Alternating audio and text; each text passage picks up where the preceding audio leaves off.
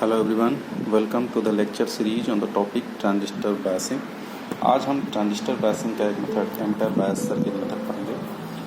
और इसके पहले हम लोग रिकैप देखते हैं प्रीवियस लेक्चर का, जिसमें हमने मेथड्स ऑफ ट्रांजिस्टर बायसिंग में पहला मेथड पढ़ा था फिक्स्ड बायस मेथड या बेस रजिस्टर मेथड जिसको कहते हैं। इसके लिए हमने जो सर्किट यूज की थी या जो बायसिंग मेथड यूज किया था उसमें सिंपली हमने एक रेजिस्टेंस आरबी का यूज किया हुआ था और उसी को ही बायसिंग के लिए यूज किया था। और वहाँ पर हमने देखा था कि ये जो आरबी की वैल्यू है इसको हम कैसे सेलेक्ट करते हैं, और ये आरबी की वैल्यू आई थी VCC minus VBE upon IB।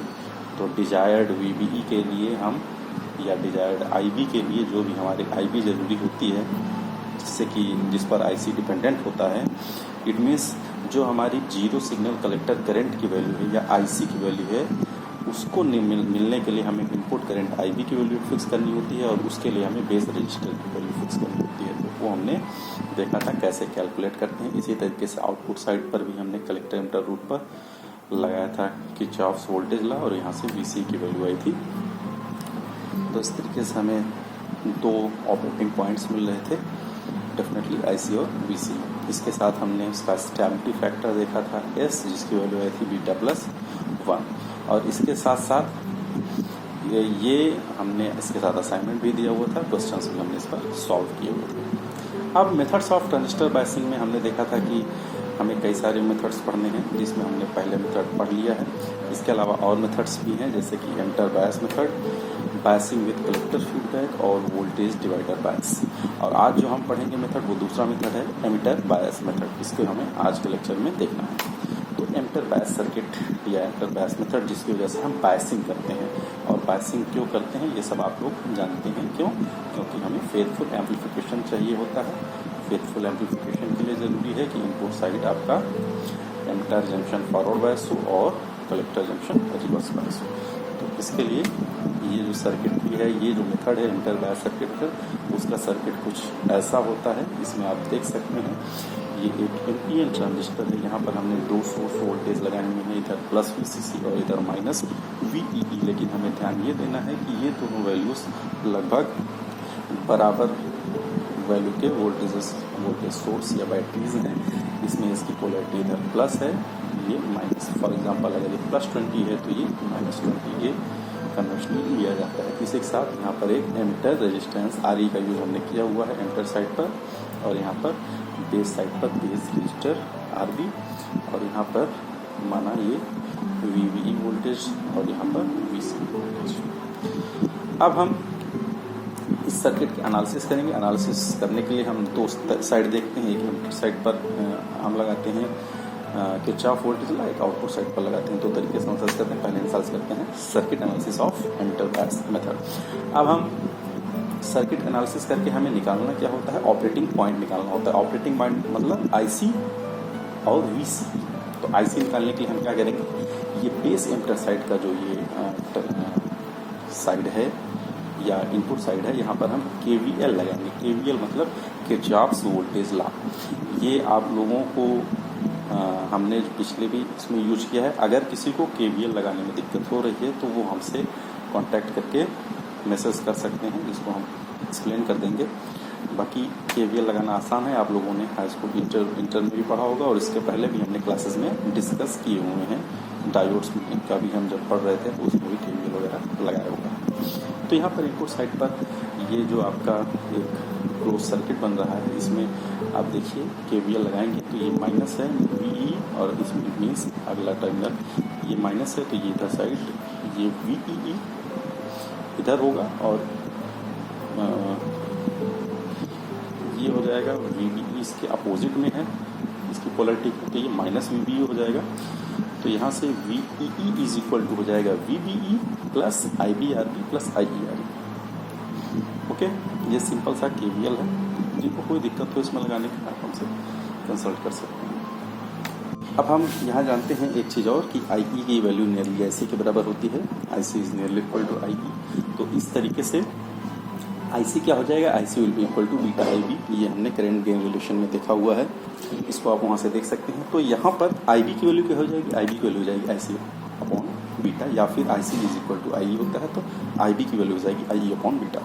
तो इस वैल्यू को इस इक्वेशन में रख देंगे, तो यहाँ से आ जाएगा VEE minus VBE is equal to, यहाँ पर IE कॉमन ले लेंगे क्योंकि IB को आपने I अपॉन बीटा लिख दिया है, IE कॉमन ले लीजिए, तो यहाँ पर RB अपॉन बीटा बचेगा और यहाँ पर सिर्फ RE बचेगा। तो यहाँ से IE की वैल्यू हम कैलकुलेट कर सकते हैं, तो IE की वैल्यू कैलकुलेट करेंगे और यही IE की वैल्यू IC के बराबर भी होती है, तो IE या IC की वैल्यू आ जाएगी VE minus VB upon RE plus RB upon beta. तो ये आ गई आपकी कलेक्टर करंट की वैल्यू, मतलब ऑपरेटिंग पॉइंट का एक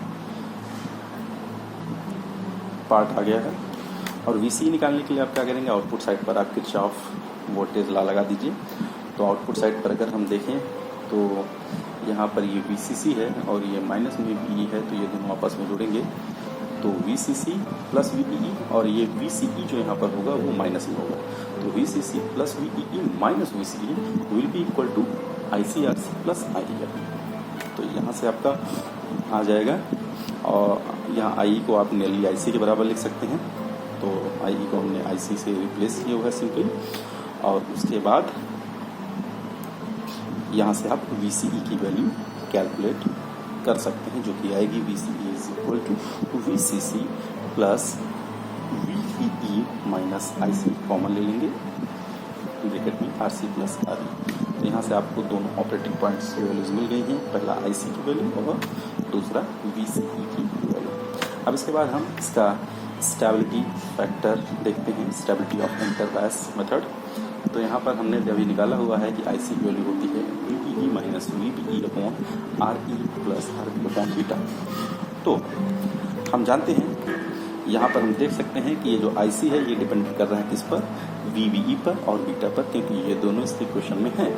तो हम ये भी जानते हैं कि VBE और बीटा ये दोनों टेम्परेचर चेंज होने के साथ चेंज होते हैं। इट मीन्स टेम्परेचर चेंज होगा तो VBE चेंज होगा और बीटा चेंज होगा, और ये दोनों चेंज होगा तो IC की वैल्यू चेंज होगी। इट मीन्स IC क्या है, IC क्या है, ऑपरेटिंग पॉइंट का एक पार्ट है।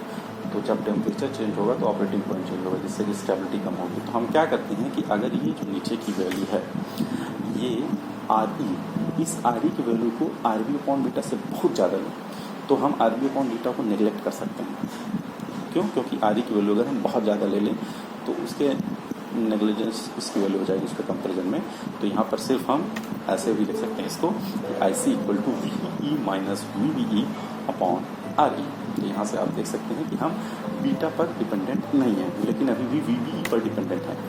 तो अब हम क्या करेंगे कि VEE की वैल्यू ये VBE से बहुत ज़्यादा ले लें, VBE 0.7 0.8 होता है, तो अगर इससे हम बहुत ज़्यादा ले लें VEE की वैल्यू, तो IC की वैल्यू क्या हो जाएगी, IC की वैल्यू हो जाएगी VEE अपॉन RE। उस केस में हम VBE को नेग्लेक्ट कर सकते हैं अगर VE की वैल्यू बहुत ज़्यादा है। तो अब यहाँ पर हम देख सकते हैं कि IC जो है वो इंडिपेंडेंट ऑफ VBE भी हो गया है। तो यहाँ पर हमने दो कंडीशन की, सिर्फ RE की वैल्यू बहुत ज़्यादा की in comparison to RB upon beta, और VEE की वैल्यू बहुत ज़्यादा दी इन कंपेरिजन टू VB। ऐसा करने से हमने ये देखा कि IC की वैल्यू VBE और बीटा से इंडिपेंडेंट हो गई, और इस तरीके से इसका एंटर बायस मेथड ये स्टेबल क्यू पॉइंट मिल सकता है इससे, अगर इसको हम प्रॉपर्ली डिजाइन करें मतलब VEE और RE की वैल्यू कुछ इस तरीके से लें तो स्टेबिलिटी अचीव की जा सकती है। अब हम एक क्वेश्चन देखते हैं इस पर न्यूमेरिकल। तो यहाँ पर हमने एक ट्रांजिस्टर लिया हुआ है जो कॉमन एमिटर कॉन्फ़िगरेशन में कनेक्टेड है। तो हमें क्या करना है कि इस एमिटर बायस सर्किट मेथड में इसमें जो बायसिंग है वो एमिटर बायस है। हमें क्या निकालना है, IE निकालना है, IC निकालना है, VC निकालना है और VCE निकालना है। यहाँ पर बीटा की वैल्यू 85 दी हुई है और VBE की वैल्यू 0.7। तो सबसे पहले हम जानते हैं IE nearly equal to IC होता है, तो IE is nearly equal to IC, और इसकी वैल्यू हमने अभी पीछे कैलकुलेट की है। ये आई थी VEE minus VBE upon RE plus RB upon beta. सारी वैल्यूज रख दीजिए। VE की वैल्यू 20 है, VBE 0.7 है, RE की वैल्यू 10 किलो ओम यहाँ क्वेश्चन में दी हुई है, और RB की वैल्यू भी क्वेश्चन में 100 किलो ओम, और बीटा की वैल्यू यहाँ पर 85। इसको रखेंगे तो हमारा IC या IE की वैल्यू आ जाएगी, that is equal to 1.73 milliampere. इसी तरीके से VCE की वैल्यू हमने आ जाएगी इस इक्वेशन से। यहाँ पर VCE equal to VCC plus VEE minus IC bracket में RC प्लस RE। तो इसको वैल्यूज रखेंगे RC RE और VEE VCC, इन सब की वैल्यूज रख करके कैलकुलेट करेंगे तो VCE की वैल्यू आ जाएगी 14.6 वोल्ट। अब हमें सिर्फ VC की वैल्यू निकालनी है, तो VC की वैल्यू क्या होगी, तो यहाँ से आप देख सकते हैं इस पॉइंट पर VC की वैल्यू क्या होगी, अगर यहाँ से हम देखेंगे इस साइड से, तो ये हो जाएगा VCC माइनस ICRC सिंपली। तो यहाँ पर VCC की वैल्यू 20 दी है, IC की वैल्यू आपने कैलकुलेट की हुई है, RC की वैल्यू 4.7 की रखी हुई है। इसको वैल्यूज को रख करके VC की वैल्यू 11.9 होगी। तो इस तरीके से ये एक न्यूमेरिकल हमने देखा, इसमें हमने ऑपरेटिंग पॉइंट मीन्स IC और VCE की वैल्यू और डिफरेंट वोल्टेजेस की वैल्यू। अब इसके बाद हम एक क्वेश्चन आपको असाइनमेंट दे रहे हैं, इसको आप सॉल्व करिएगा। Determine how much the Q point in previous circuit will change over a temperature range where beta increase from 85 to 100 and VVE decrease from 0.7 to 0.6। तो पिछले ही सर्किट को हमें कंसीडर करना है और उसमें हमें ये बताना है कि Q पॉइंट में कितना चेंज होगा अगर टेम्परेचर चेंज होने की वजह से बीटा की वैल्यू 85 की जगह 100 हो जाए और VVE की वैल्यू 0.7 की जगह 0.6 हो जाए। तो हमें क्या करना है, सिंपली पिछले सर्किट में हमें बीटा की वैल्यू सिर्फ 85 की जगह 100 लेनी है और VVE की वैल्यू कितनी लेनी है, 0.7 के बजाय 0.6। तो यहाँ से हमें क्वेश्चन में सिर्फ दो चीज़ें निकालने को बोला है, ऑपरेटिंग पॉइंट निकालने को बोला है। इट मीन्स ऑपरेटिंग पॉइंट मतलब आपका IC और VCE की वैल्यू। तो IC की वैल्यू आप लोग कैलकुलेट करेंगे तो ये IC की वैल्यू आएगी नियरली 1.76 मिली एम्पियर और VCE की वैल्यू आएगी आपकी 14.1 वोल्ट और VC की वैल्यू 11.7। तो ये आप कैलकुलेट करिएगा इसको। और यहाँ पर हम देखते हैं परसेंटेज चेंज कितना हुआ IC में। तो IC में पिछली बार 1.73 मिली एम्पियर था, तो यहाँ से परसेंटेज चेंज हुआ 1.7% का 1.7% का इंक्रीज हुआ। और इसी तरीके से VCE जो पिछले बार आया था वो आया था 14.6 और यहाँ पर आया 14.1। इट मीन्स VCE डिक्रीज हुआ है और ये लगभग 3.5% का डिक्रीज इसमें हुआ।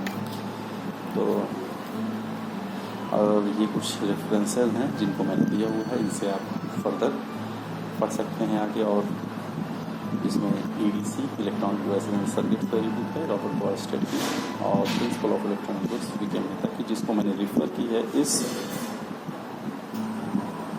लेक्चर के प्रिपरेशन में। और आप लोग कोरोना वायरस को प्रिवेंट करिए। और इसी के साथ we are at the end of lecture. This is Zainul Abedin signing off. Thank you.